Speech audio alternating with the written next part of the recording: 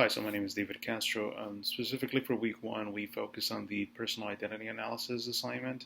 Um, it is broken down into several sections. The first section that I guess I focused on was called the identity web. For mine specifically, it took me a while because some of the examples that I noticed um, were very like personal, but I think for this perspective, it's more focused on the class itself and what I bring to it. So for some of the examples that I used, I put like culture, friends, goal, upbringing, politics. So it's a web that shows the influences um, that represent you. Some of the other ones are like life itself that I put. That's a little more broad, but I think in the perspective of everything, everything ties into one another. Um, the more personal ones that I put is kind of like I myself have ADHD, so that influences sometimes my approach to helping others. Um, Another one that's a little more personal is that I coach as a high school football teacher, a coach. I'm sorry. Um, that also has a different influence because the teaching environment versus the coaching environment is a little different, and you kind of get a little more personal perspective on the players that you have, which gives you more insight into teaching as well. Um, Another one that I have is a big one is social economic class.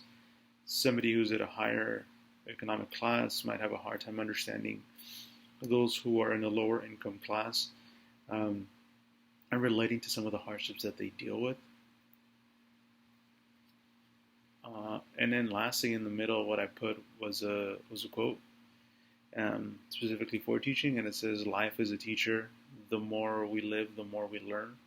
So essentially, is as you go on year by year, everything you do for as a teacher teaches you how to be a better teacher. I know that sounds a little bit interesting, but um, you're not a teacher unless you're adapting every year, basically.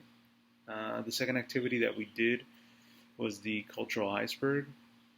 It's I felt personally that it's kind of connected to the web itself as also. It did have a few questions that it wanted me to answer.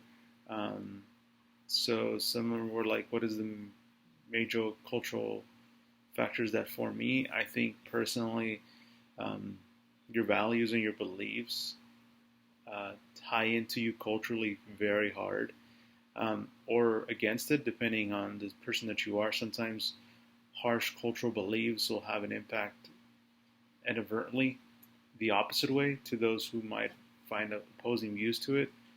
Some of the things that I put for the top layer, which is the ones that are not hidden, is the most obvious ones, which is like policies that directly affect you, language, the arts, the literature, food. Those are very apparent things that you see for cultures that are very visible. Um, for some of the hidden ones that I put, once again, it's like beliefs, values. And then I did put that I didn't see a lot was trauma. Trauma, I feel, culturally impacts you, whether it's good or bad.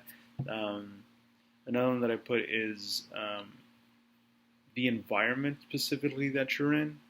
Even though it's visible, what I mean by that is if you live in a neighborhood that has a hard time with crime or issues that you can't be outside, for instance, um, it does affect you compared to a person who's in an environment that can easily walk outside and play all day and doesn't have an issue with that. Their approach to how they feel culturally is completely different to that of the other child. Another one that I put for activity three is specifically for stereotypes. This is focused more on answering questions.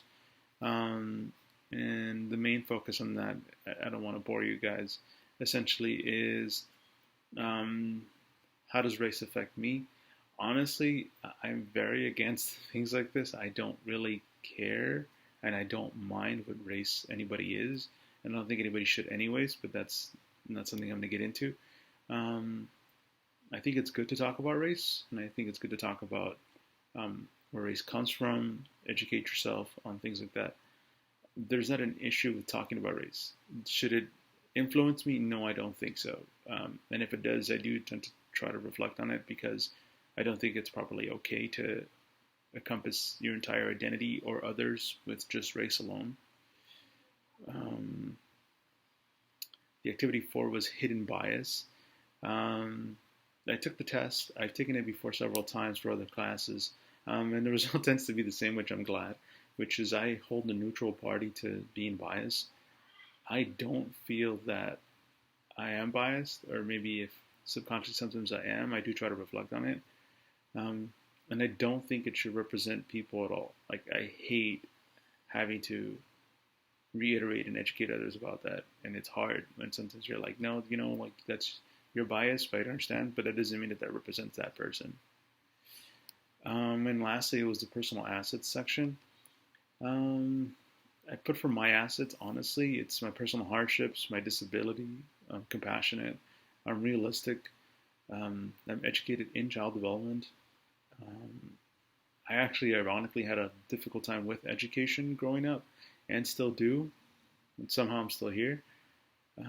I did sports and I coach it, which really helps me a lot, relating with kids and myself. I play video games. I watch anime. Those type of things honestly make me relatable because it encompasses a lot of sections that childs are interested in, which really allows kids to open up. Some support that I need is time regulation. I need to get better at that. Organization has always been kind of difficult. It's been better, but I do need to work on it. And just learning and adapting every year is probably the biggest thing that I need to focus on, and as everybody should, anyways. And that should be it. Thank you.